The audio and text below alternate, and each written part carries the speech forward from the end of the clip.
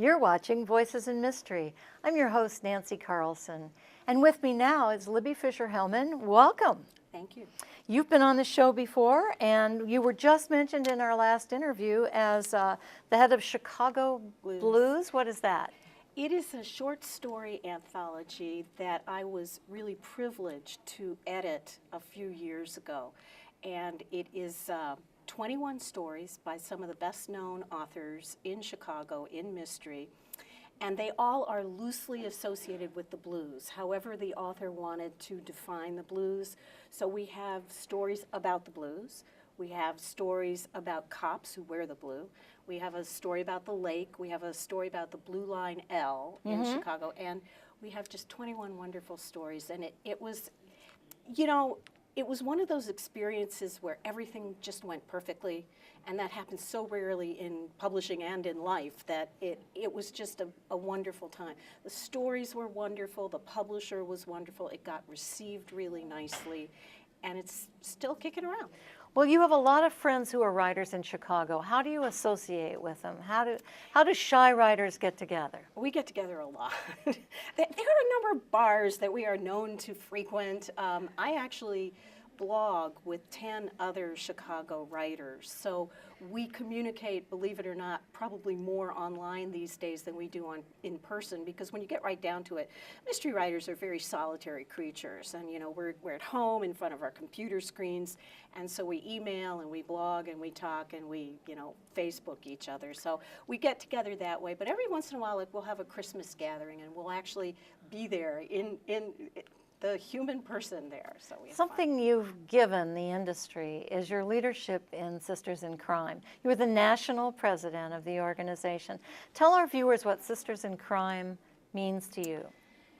Sisters in Crime has a very special place in my heart. It is an organization of 3,400 people who are dedicated to the development of female mystery writers in whatever way that comes. So members do not have to be female, they do not need to be writers, they just need to want to strengthen the voice of female mystery writers. And we do that in a number of ways. We have individual chapters, and I started out in Chicago. We will have monthly programs that are designed to help you in your mastery of the craft of writing fiction. We'll have experts come in, forensic experts, PIs, sheriffs, amateur sleuths, and to hopefully give people different ideas. That's on the local level, and there are about 50 chapters. And then on the national level, we have similar kinds of programs. We have writing conventions that we sponsor once a year.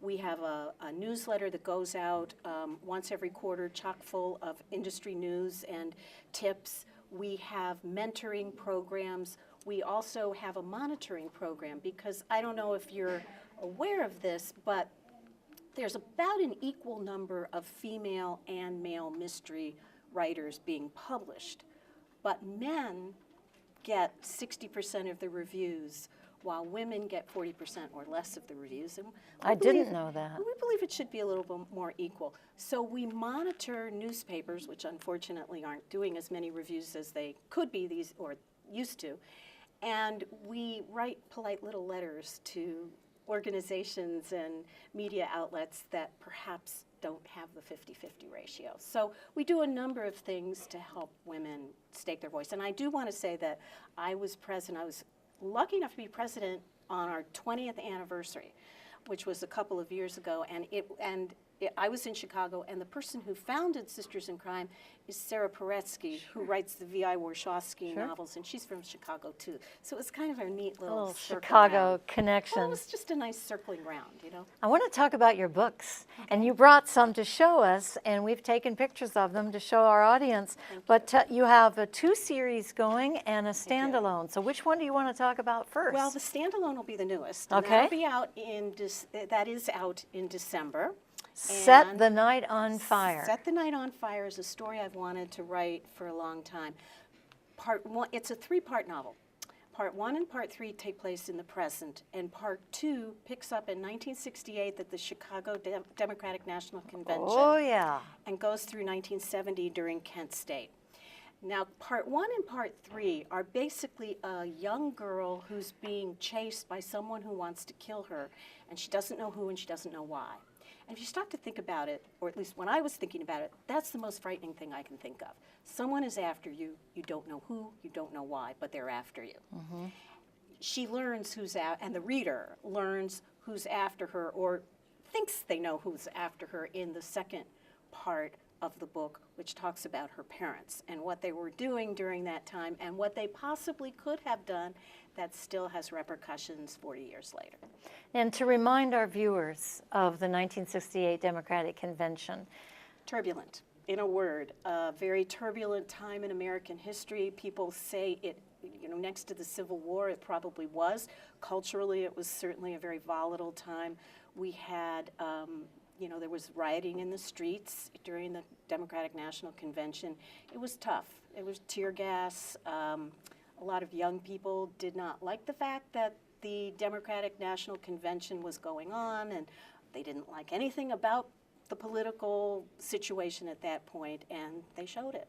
And it's a time that I think all of us remember, and probably we all have a lot of mixed feelings about it. I know I do. Set the Night on Fire. It's out Standalone, out right now. It's out now. It's in hardcover, it's in trade, and it's also on Kindle. And, Great. Now let's talk about your series. Which one first? Well, we'll talk about the second series because that's more recent. Okay. Well, it kind of came out of the first series. I'm going to lie. I'm going to start with the first series. Okay. My first series featured an amateur sleuth and a video producer whose name was Ellie Foreman. And I like to characterize it as kind of a combination of Desperate Housewives and 24. Because hopefully it has a little bit of humor in it, but it is suspenseful. And by the way, I think 24 in its heyday was a remarkable example of how to do suspense. And I wrote papers on it and articles on it. But anyway, the third book in that series was a book called An Image of Death. And a character showed up whose name was Georgia Davis. She was a cop at the time, but as soon as she showed up on the page, I knew that one day she was going to have her own book. Oh. Because she was the antithesis of Ellie, where Ellie will go out to lunch with you and tell you more than you ever wanted to know about her. Georgia will not. Georgia is cautious, she's guarded, she has baggage, she doesn't want you to know what that baggage is. So of course I had to write about her.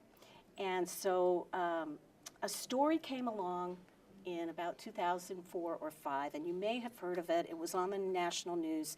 It happened in Chicago, in the suburbs where I live, where a bunch of high school girls were hazing a bunch of other high school girls. I do remember. 6 girls ended up in the emergency room. Afterwards, the suits were flying. The parents were suing other parents. They were suing the schools. How could this happen? What was going on? And the way that mystery writers' minds work, and mine work, was, well, what if someone had been killed during that hazing? What if one of the girls had been killed, not just injured? What would happen? Who would have done it? Why did it happen? What were the repercussions? What would they be? And I knew that that was a story that Georgia Davis was going to tackle, as opposed to Ellie. So she's not a cop when we find her in Easy Innocence, which is the first book of the second series.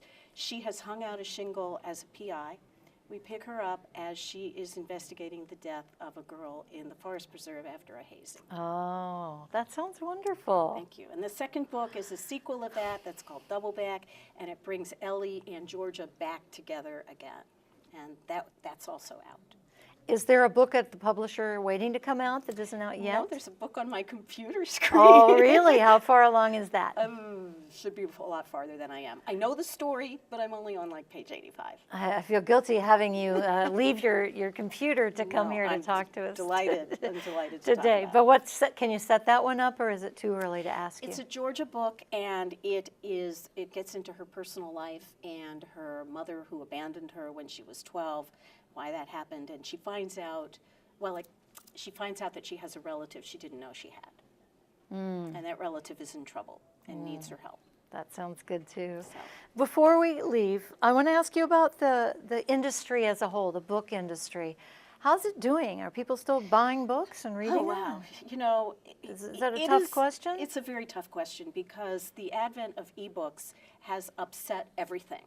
And right now, I really believe that the industry is somewhat chaotic. And I think if anyone tells you they know which way it's going to go, they're fooling themselves. I mean, there are reports out that say, well, ebooks are going to be 30 to 40% of the market within 2 or 3 years, and so that's where everyone should be investing their efforts in terms of being published on Kindle or Smashwords. And then 2 days ago, I read an article in the newspaper that said that college campuses, the kids on college campuses prefer books, real books. They're not flocking to e-readers as you might suspect that they would. Yeah, they have their iPhones and they read on their iPhones, but when it comes to a real story, they're still using books. So I don't think anybody really knows where the industry is going, but that coupled with the recession has made major changes, and publishers have cut back, and really, really good authors no longer have a publisher and may be going to ebooks, and other authors, are still getting published, but not at the rate or with the same kind of financial remuneration that they used to get. Well, it'll be interesting to see, and like you say, no one really knows Right. the answer. No one knows the direction of how it's going to go. Well, thank you for being on the show. Thank This you is for having Libby me. Fischer Hellmann. She's a book author of 2 series and standalones, and former president of Sisters in Crime, and is a very busy woman, and we thank you for being on, Thank you, and come Nancy. back next year.